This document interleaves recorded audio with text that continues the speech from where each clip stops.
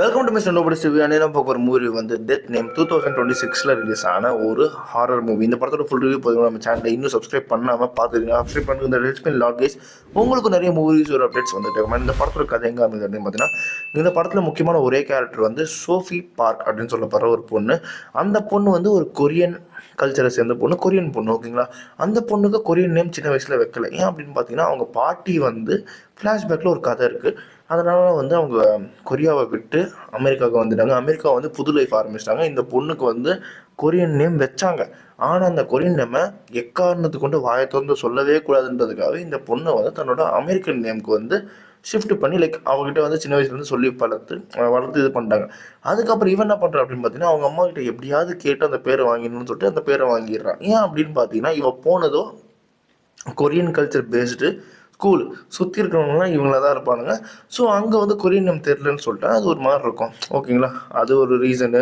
தென் அதுக்கப்புறம் வந்து அங்கே அவள் சேர்ந்த கேங் வந்து அவளை ஒரு கொரியன் பர்சனாகவே பார்க்கல. ஏன்னா வந்து இவளுக்கு வந்து இதில் வந்து நிறைய பெனிஃபிட் இருக்குது.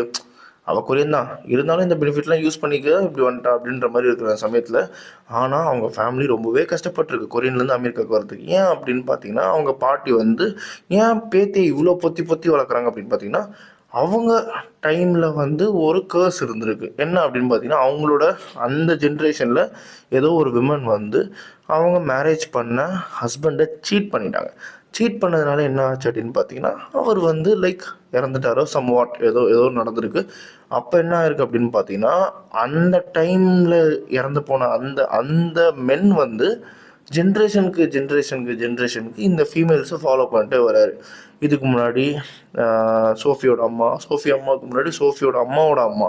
ஸோ இப்படி இருக்க அந்த சமயத்தில் இவர் என்ன பண்ணுறாரு அப்படின்னு பார்த்தீங்கன்னா, அந்த கொரியன் நேமை யூஸ் பண்ணுற அந்த சமயத்தில் இவர் வந்து அப்பியர் ஆகிட்டு அந்த பொண்ணை அடைஞ்சே ஆகணும் அப்படின்றதுக்காக அந்த பொண்ணை துரத்த ஆரம்பிப்பார். இது வந்து ஒரு 3 ஜென்ரேஷனாக நடந்துகிட்ருக்கும். இதில் சோஃபி தான் வாயை திறந்து அவங்க பேரை சொன்னதுக்கப்புறம் இந்த கோஸ்ட் ஆக்டிவேட் ஆகிரும். ஆனதுக்கப்புறம் சோஃபி கூட வந்து ஒரு ஸ்ட்ரேஞ்சர் மாதிரி பழகி ஒரு ஃப்ரெண்ட் ஆகிட்டு, ஒரு எப்படி சொல்கிறது, ஒரு லவ்வர் ஆகிட்டு, அதுக்கப்புறம் வந்து சோஃபி கூட வந்து ஃபிசிக்கல் ரிலேஷன்ஷிப்லாம் வச்சுப்பான். அதுக்கப்புறம் அவங்க பாட்டிக்கு இந்த விஷயம்லாம் தெரிய வந்ததுக்கப்புறம் எப்படியாவது காப்பாதுன்னு சொல்லிட்டு என்னவோ பண்ணுறாங்க. எதுவும் வேலைக்கு ஆகல. கடைசியில் சோஃபி இந்த கேர்ஸை பிரேக் பண்ணி வெளியே வந்தாளா இல்லையா அப்படின்றது அந்த படத்தோட கதை. இந்த படத்தோட கதை எண்டுக்கு அப்புறம் இந்த படத்துக்கு வந்து பார்ட் 2 இருக்கிற மாதிரி கண்டினியூட்டி வேற கொண்டு போயிருப்பாங்க. எனக்கு என்னன்னா, எனக்கு வந்து நான் வந்து கொரியன் படம் பார்த்துருக்கேன். ஹாரர் படம் கம்மி தான். ஓகேங்களா, ஆனால் நான் இதுக்கு முன்னாடி தாய்லாந்து ஹாரர் ஒரு மூவி பார்த்துருக்கேன்.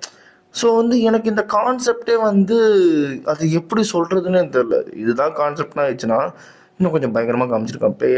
ஆனால் வந்து அந்த மாதிரி எதுவுமே காட்டல. ஒரு மாதிரி நார்மல். உங்களுக்கு வந்து படம் வந்து எப்படி சொல்கிறது, படம் உங்களுக்கு பார்த்தாலே தெரியும் இது வந்து ஒரு லோ மினிமல் பட்ஜெட் ஃபிலிம் அப்படின்னு சொல்லிட்டு. ஸோ அதுக்கு என்ன குவாலிட்டி எதிர்பார்க்க முடியுமோ அதே தான் எதிர்பார்க்க முடியும். பட் மற்ற இடத்துலையும் வந்து லோ குவாலிட்டி, அந்த லோ ப்ரொடக்டிவிட்டி இருக்கிற ஃபிலிம் வந்து நிறைய நல்லாவே வந்து உங்களுக்கு இதுவும் கொடுத்துருப்பாங்க, ரிசல்ட்டும் கொடுத்துருப்பாங்க. பட் இந்த படம் அதை ஃபுல்ஃபில் பண்ணலைன்னு தான் எனக்கு தோணுச்சு. ஓகேங்களா, எனக்கு வந்து இது ஒரு பிலோ ஆவரேஜ் மூவி. அதனால இந்த படத்துக்கு நான் ஒரு 2.5 தருவேன். இது மாதிரி மூவி நம்ம சேனலை சப்ஸ்கிரைப் பண்ணால் மிஸ் நோபடி நியூஸ் நிற்கிறேன். Bye, have a great day guys.